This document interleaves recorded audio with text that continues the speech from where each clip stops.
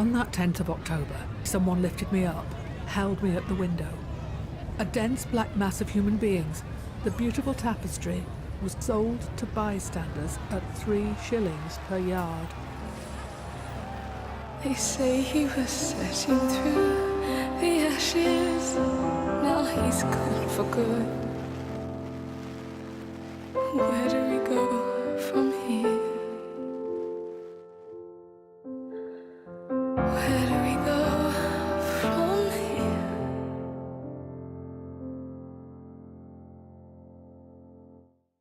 Hi, so I'm Andrew from the technical partner.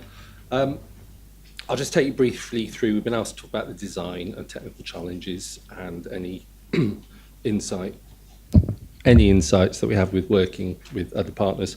So very briefly, obviously you've seen an intro to it. Our pipeline at the moment is we're in the asset creation stage, so we're building high poly models which have got to be crushed down to low poly models with as much detail in the textures, so it can run on a mobile phone and tell a narrative whilst it's augmenting to a museum piece and playing audio, and there's hopefully some interaction kicking off as well from the users. So very early on we started putting the models and started tracking them off replicas of the museum objects, which you can see on the right. And this kind of threw up immediately the fact that what you see through the camera needs a really high, nice, bright object, but the script calls for a very dark, rainy nighttime scene. So it's like you can't do anything about what you see through the camera really, apart from fog it down. And in the bottom right, you can see we've kind of had to cloud and darken what you see through the camera. Which actually helps because you can see the rain more. You can't see rain when you hold it up on a bright camera, it doesn't work. But there's this trade-off between augmented reality and virtual reality. The museum are very keen to still see some of the museum objects through the camera. So we've kind of altered the augmented models that we're creating to kind of fit in the middle of the tapestry that we're augmenting to. We don't want to go too far down the virtual reality, which is what you see through the camera, entirely replacing the visuals. Augmented really should be adding onto what you're seeing and not entirely replacing.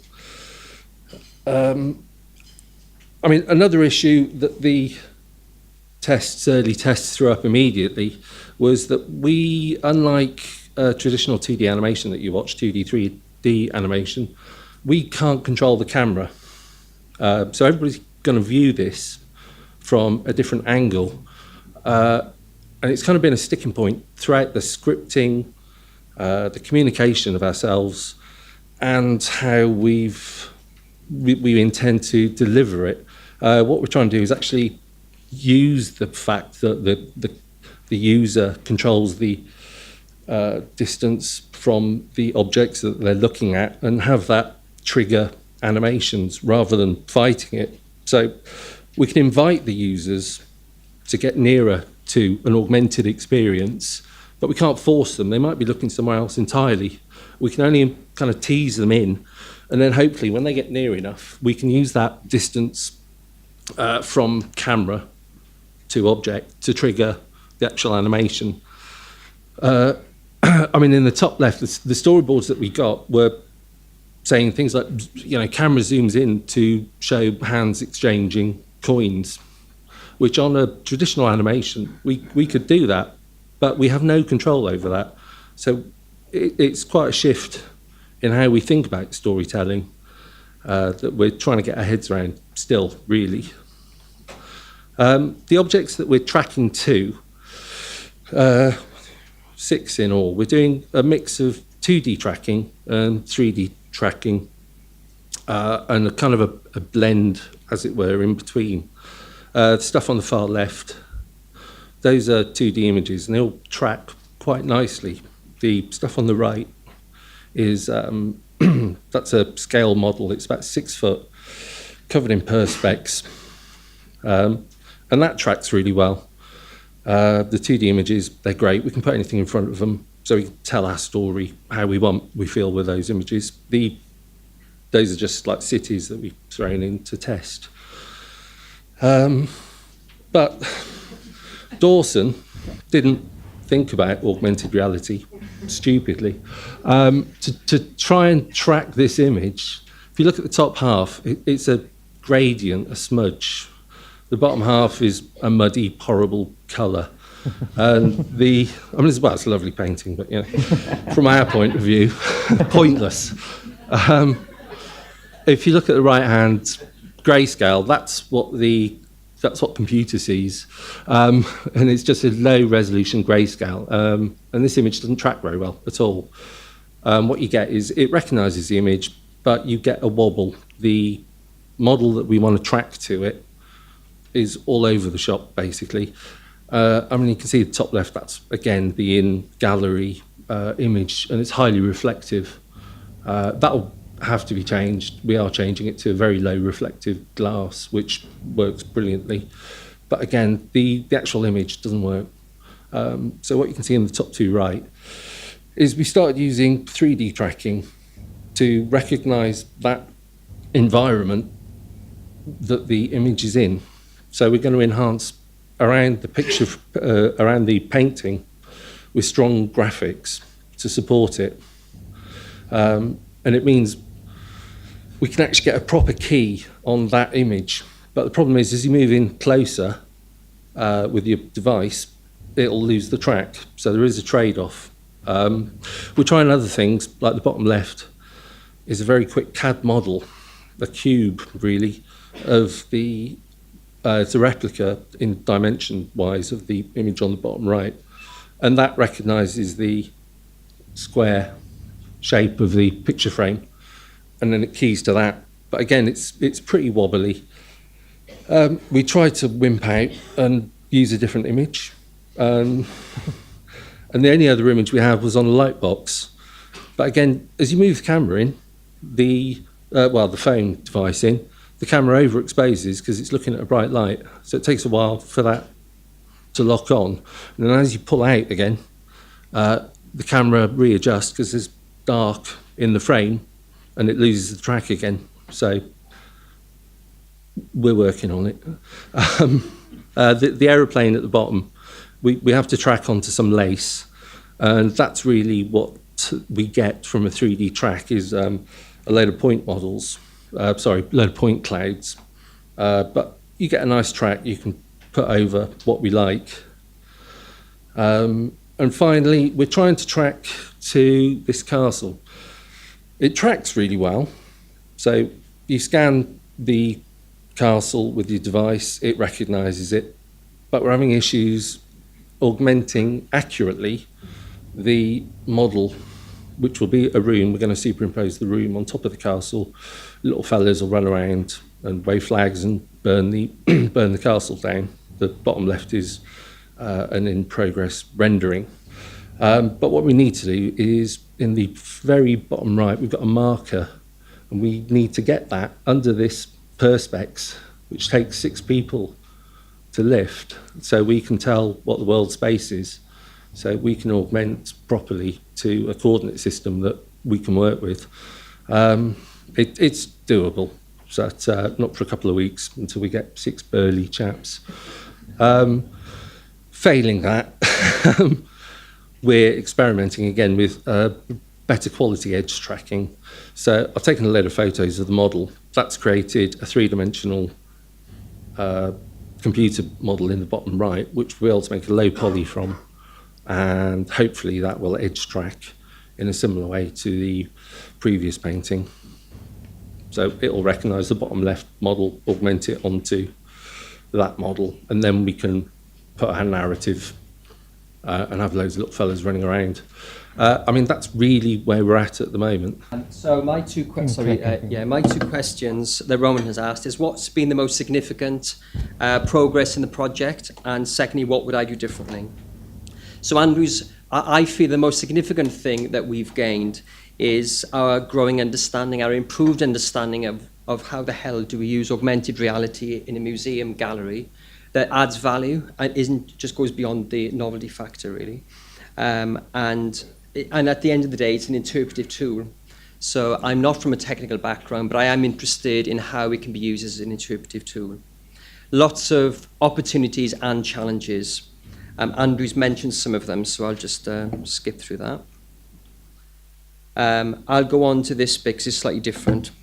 So as well as creating an app, we also foolishly made the decision that we're actually going to develop and build an exhibition created around the emerging needs of augmented reality. So we suspected this may throw up a few problems, but as you can see, we are finding out there's quite a lot of issues around that. So as we are finding out about augmented reality, we are having to incorporate that and then change the design of what we were planning on doing. So it's very challenging with multitasking, which I'm sure we're all doing a lot of, but it's throwing up some very new issues for us. I won't go through them all, but obviously it affects the content. It affects the content in terms of why are we doing this, why are we using augmented reality, and how does augmented reality add to the cultural assets on site, and what do visitors actually expect a museum to provide as opposed to maybe a theatre company or film. What is it about museums that visitors are expecting in terms of accuracy, historical accuracy, and what do we do with that when there are gaps in the knowledge? It affects things like if someone doesn't have an iPad, a lot of our visitors don't have iPads, so we have to provide them. And then how do we provide them?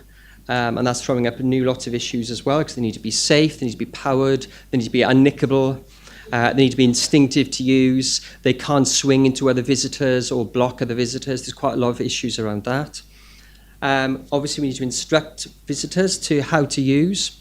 The issue of sound pollution, if there's 30 people on their own devices as well as the gallery iPads, what do we do with that? One thing I've realised is to do with the orientation of the objects as well. So it's the orientation, it's what kind of objects lend themselves to being used as markers. But also when we've had focus groups and tried things out ourselves, we've realised you actually need a lot of space around some of this augmentation to fully discover it in full. So we have objects as islands as opposed to just in cases or on the walls. So that's been very different. I won't go through the objects as that's been mentioned. But obviously, as we are designing a real exhibition that this sits in, it's the coherency of everything together. And obviously, visitors don't come and think, oh, that's the digital bit and that's the normal exhibition. We're trying to think of this as a whole, which is why I feel quite strongly that although it's a nightmare to deliver, it will actually bring useful information that others can then look at and learn from and build from. So in terms of the second question, what would I do differently? I'd scale the project down. I'd employ more support staff, such as a project manager, script writers, interpretation specialists, and I would also think about maybe using actors to develop and workshop through some of our ideas for the 3D environments we are thinking of creating. Because at the moment we've been trying to imagine all that in our heads, and it's quite tough. So probably next time, if I was advising another group, I'd think, well, maybe you should try and make this physical and see what works and what doesn't work. In terms of what does that offer a museum user, and another thing I would do is to understand the medium better. I'd play more digital games. So I would understand what we're working with a lot more. And Roma can recommend a few great ones. Basically, I think we started in October, so in terms of time frame, we've only had like one focus group. What brought up interesting things that brought up, which we did a survey of visitors in October, and we found that 66% out of the 149 that responded use smartphones, iPads, or tablets. So that was quite useful for us. Another thing is that 80% felt that they needed something more interactive with the gallery. So it helped us to kind of understand where our users are. We are looking at several focus groups over the next few months. And what was interesting about the focus group we had in November was that we mocked up the exhibition in the exhibition space so that the focus group was able to understand it. The other thing is we had to, with staff as well as with the focus group, give them an understanding of AR. And partly we did that. One in November we had some of the apps, one of the augmented scenes available, but earlier on we used existing augmented apps to show what it meant. So some very good ones we found, and we were looking. I looked at augmented apps. I looked at museum apps. We looked at real-time mobile apps, particularly to look at the narrative element. I'm a theatre designer, and from the School of Art and Designer, and so we were looking. I was playing a big part in the storytelling and working out the stories for this as well. So the narrative elements, the interaction, and so on, we were very much interested. The other thing, we made a decision later on is to do eye tracking. So come May, June, when we're in there, we would eye track the viewer, what he's looking at on the screen, as well as what the viewer is looking at in the space. The relationship between the screen and the space, and the space in between, I think, has been very important. And I think there's been three things in terms of the kind of narrative, structural, and the kind of graphic levels of this, because you're layering over augmented. It's kind of like working a bit like site-specific, because you're in a site, and as we said, we're except one, you are always seeing the site. So how we juxtaposition that exhibition with that, and what you're seeing in between is very important, because you're seeing the space in between and how that works. The other thing is different interactions. We have interactions where the viewer is moving all around in a sort of 360. We have interactions where viewers are looking up, where viewers are looking down, and that's caused a lot of challenges, really, to kind of think about narrative and what it means in terms of the narrative content of this, and what does it mean in terms of narrative and movement of interacting, because basically the iPad device itself is the mouse. In that sense of it, it's moving things around. So I think it's sort of some of the questions. I think it's kind of like the number of narrative levels that we have to consider, the relationship of multi-screens. So we have 6 screens, but they all tell the story of one night and how the episodes work.